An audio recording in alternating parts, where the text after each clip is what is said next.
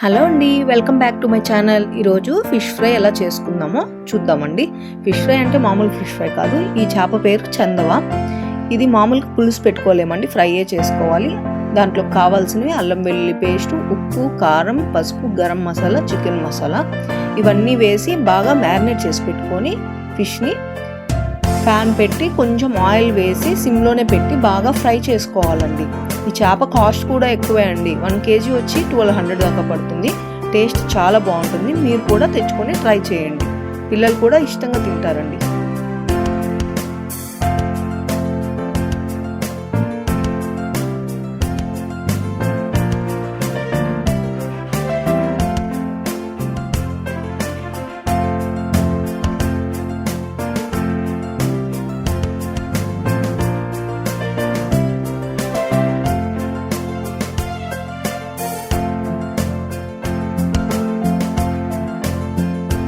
అంతే అండి, fish fry ready అయిపోయింది. చాలా ఈజీ ప్రాసెస్. మనకి ఇప్పుడు ఫుడ్లోకి సైడ్ డిష్గా కూడా చాలా బాగుంటుంది.